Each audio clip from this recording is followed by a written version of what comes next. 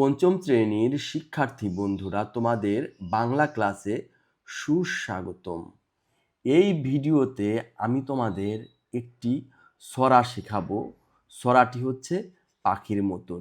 পাখির মতন ছড়াটি শেখাবো এবং এই চ্যাপ্টারের যতগুলো অনুশীলনী আছে সবগুলো অনুশীলনী এর সমাধান করব। সো ভিডিওটি খুবই গুরুত্বপূর্ণ।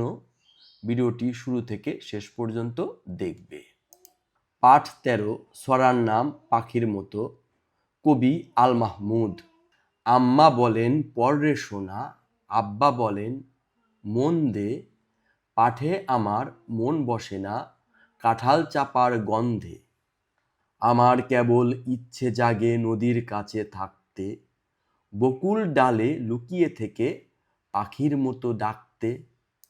সবাই যখন ঘুমিয়ে পড়ে কর্ণফুলীর কুলোটায়, দুধ ভরা ওই চাঁদের বাটি ফেরেশতারা উল্টায়।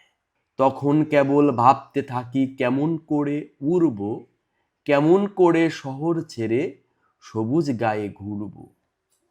তোমরা যখন শিখছ পড়া মানুষ হওয়ার জন্য, আমি না হয় পাখি হব, পাখির মতো বন্য।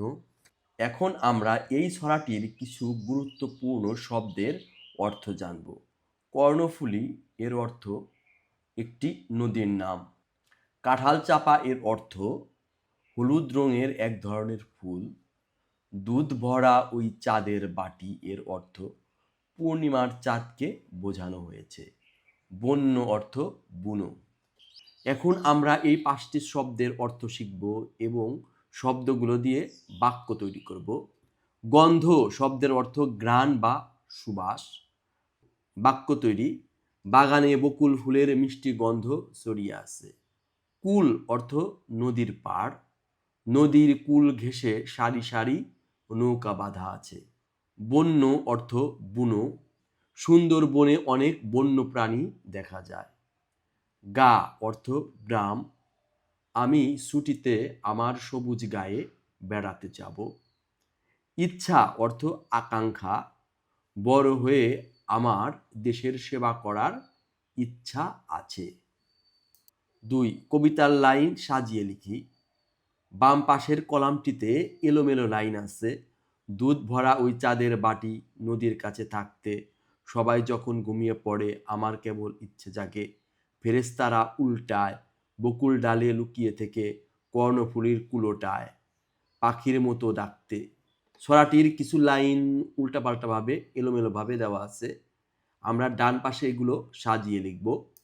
সাজানো লাইনগুলো হচ্ছে: সবাই যখন ঘুমিয়ে পড়ে কর্ণফুলীর কুলটায়, দুধ ভরা ওই চাঁদের বাটি ফেরেশতারা উল্টায়, আমার কেবল ইচ্ছে জাগে নদীর কাছে থাকতে, বকুল ডালে লুকিয়ে থেকে পাখির মতো ডাকতে। 3, কবিতা থেকে মিল শব্দ খুঁজে বের করি। একটি মিল শব্দ দেওয়া আছে, মন্দে গন্ধে।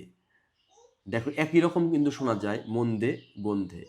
বাকিগুলো থাকতে, ডাকতে, উল্টায়, কুলটায়, উড়ব, ঘুরব, জন্য, বন্য। প্রশ্নের উত্তর বলি ও লিখি। ক প্রশ্নটি হচ্ছে, সবাই কোথায় ঘুমিয়ে পড়ে? উত্তর, সবাই কর্ণফুলী নদীর কূলে বা পাড়ে ঘুমিয়ে পড়ে। খ, কে শহর ছেড়ে গায়ে যেতে চায়? উত্তর, কবিতার কিশোর কবি শহর ছেড়ে সবুজ গায়ে যেতে চায়। গ, কবির কি কি করতে ইচ্ছে করে তার একটি তালিকা তৈরি করো। উত্তর, কবির ইচ্ছাগুলো হলো: 1, নদীর কাছে থাকতে। 2, বকুল ডালে লুকিয়ে পাখির মতো ডাকা। 3, ডানা মেলে আকাশে ওড়া। 4, শহর ছেড়ে সবুজ গায়ে ঘুরে বেড়ানো। 5, পাখির মতো বন্য হওয়া। ঘ, কবি পাখির মতো বন্য হতে চায় কেন?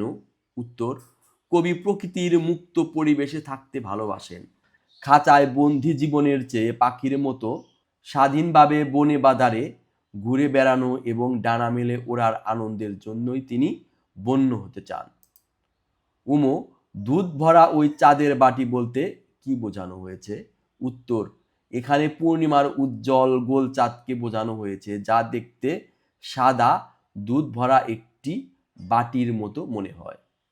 5, আদেশ নিষেধ অনুরোধ উপদেশ বিস্ময় ইচ্ছা কোন বাক্যটি কোন ভাবের তার ডানে লিখি।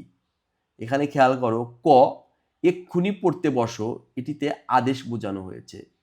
আমি যদি সাঁতার কাটতে পারতাম, এখানে ইচ্ছা বোঝানো হয়েছে। তুমি একা পুকুরে যেও না, নিষেধ করা হয়েছে। আর একটা গান গাও না, ফুলটার কি সুন্দর ঘ্রাণ, এখানে বিস্ময় প্রকাশ করা হয়েছে। স্বাস্থ্যের প্রতি যত্ন নিও, এখানে উপদেশ প্রদান করা হয়েছে। পাখির মতো কবিতাটি আবৃত্তি করি, যেটা প্রথমেই আবৃত্ত করা হয়েছে। 7 আমার বাড়ির আশেপাশের বিভিন্ন গাছের একটি তালিকা তৈরি করি।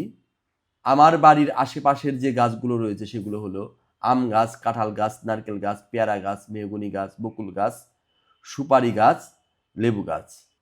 ছকের ভিতর শব্দ খুঁজি, এখানে কিছু ছক দেওয়া আছে, এই ছক থেকে আমরা শব্দ খুঁজব।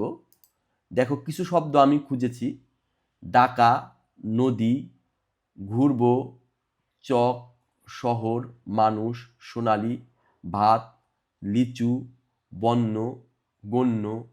এখানে আরও কিছু শব্দ আছে যেগুলো তোমরা খুঁজে বের করো, এগুলো তোমাদের বাড়ির কাজ। সুপ্রিয় শিক্ষার্থী বন্ধুরা, ভিডিওটি কেমন লাগলো? ভিডিওটি ভালো লেগে থাকলে চ্যানেলটি অবশ্যই সাবস্ক্রাইব করবে এবং এরকম আরও ভিডিও পেতে পাশে থাকা বেল বাটনটি ক্লিক করবে। ভিডিওটি দেখার জন্য তোমাদের অনেক ধন্যবাদ।